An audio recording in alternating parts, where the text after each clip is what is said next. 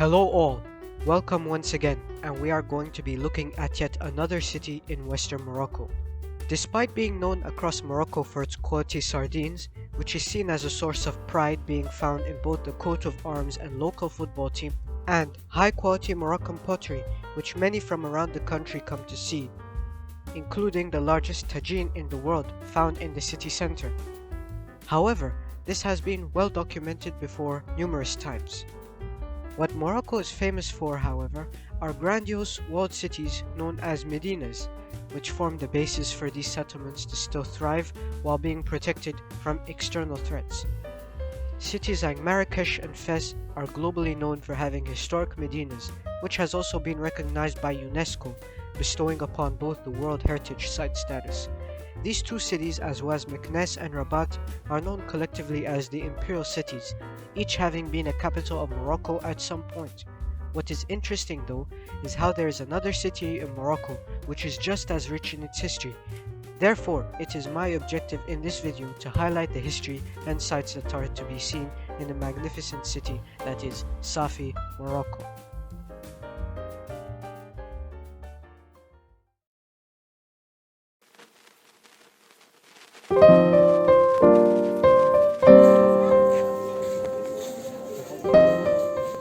So, to understand the city of Safi, you must first look at its history.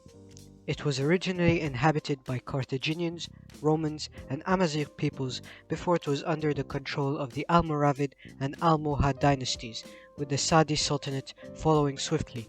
In the 16th century, between the years 1508 and 1541, Safi was under the control of the Portuguese Empire, was increasing their influence over North Africa by also taking control of other coastal cities and designated Safi as a fortaleza. Eventually, Safi was retaken by the Saadi Sultanate.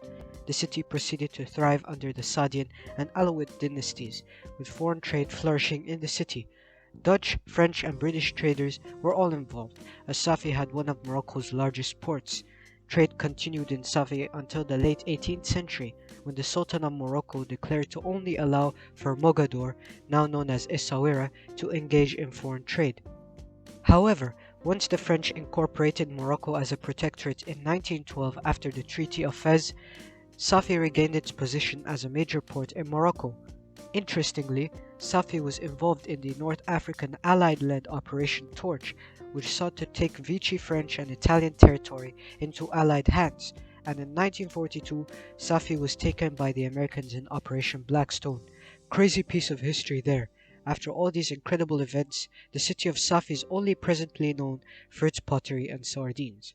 In all fairness, however, those are great, but Safi has so much more, which is what we are going to be checking out today.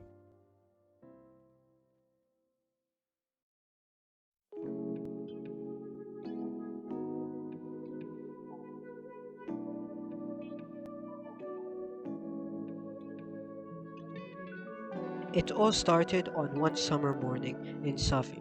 Our only plan for the day was to go and check out the National Museum of Ceramics in downtown Safi, which was the most interesting place to go to in the entire city other than the market and coastline, or so we thought.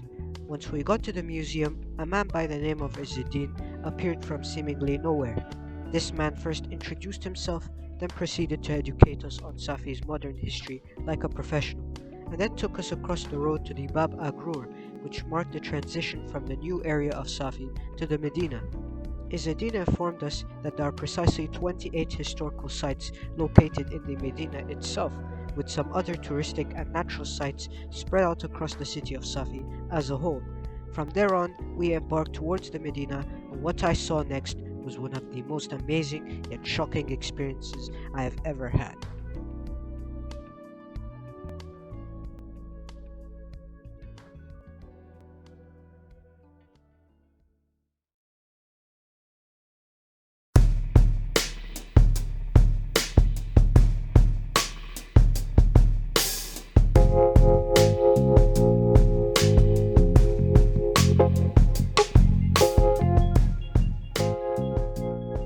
A grandiose Portuguese fort, still standing against the tests of time, towered over the rest of the city. Now, I was expecting this place to be well maintained, as historical monuments like these have multitudes of people preserving and restoring potential defects in such grand buildings. However, once we arrived on the top, there was trash littered everywhere, the stench of urine was rampant, graffiti art stood out on walls and cannons, and there were missing bricks everywhere. Some rooms were even on the verge of collapse in due time. There was no one in sight when we went to check this fort out, and as you can see from the footage, even the stairs are uneven and unsafe for many people to try and climb. This fort has unfortunately suffered a lot of neglect throughout the passage of time, leaving the untapped historic and touristic sectors completely disregarded. Unless a true effort is made to restore this fort to its former glory, this is how this majestic historical exhibit remains.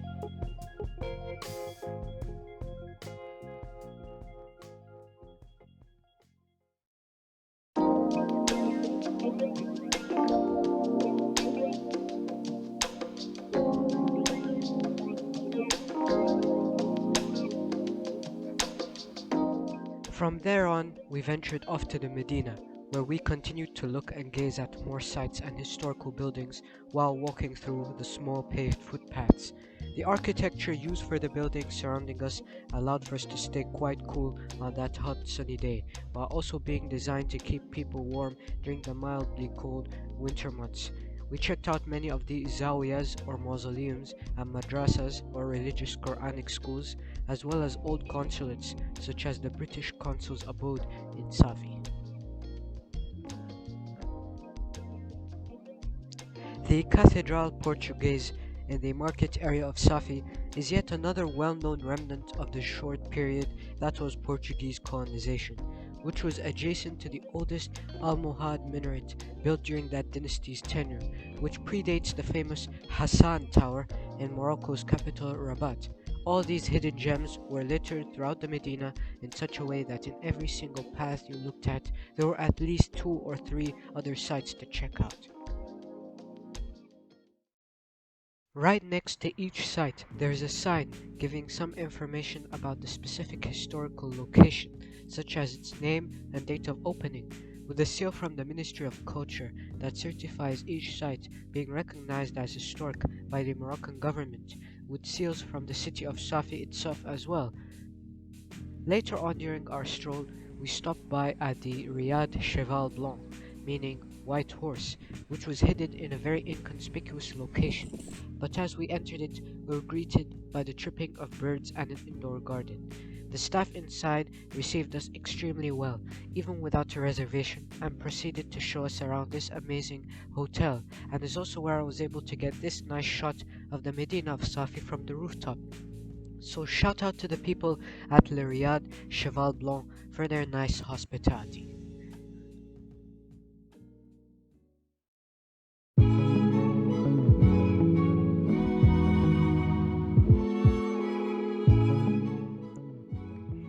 After exiting the Riyadh, we were absorbed once again by the commotion of the market, and from then on we ventured back towards the starting point, which was Bab Agrur, and the transition from Old Safi to its new counterpart. In case any of you are still wondering, we were able to go check out the National Museum of Ceramics, which I do not have footage of as filming is not allowed, but we still checked out some of the history of Moroccan pottery, talking about the pottery scene in Morocco as a whole, with a focus on Safi in particular, as well as learning about famous potters such as Lamali Boujama and Ahmed Serrini. Following that short visit, we also roamed about at the newly built City of Culture and the Arts in New Safi and ended our day there. In conclusion, the city of Safi is truly a hidden gem in Morocco. And with the heritage tourism scene in Morocco growing as well, Safi does not deserve to be ignored in any way, shape or form, and I truly believe that the city deserves more recognition and respect than it currently has. I would like to especially thank Izzuddin, who made this video very possible by taking his time to show us all these amazing locations and let us know more about this Moroccan city's Medina. So guys, it would be greatly appreciated if this video is shared so that more people get to learn about this unique Moroccan city and its history. Thank you all for watching, and I'll see you all in the next one.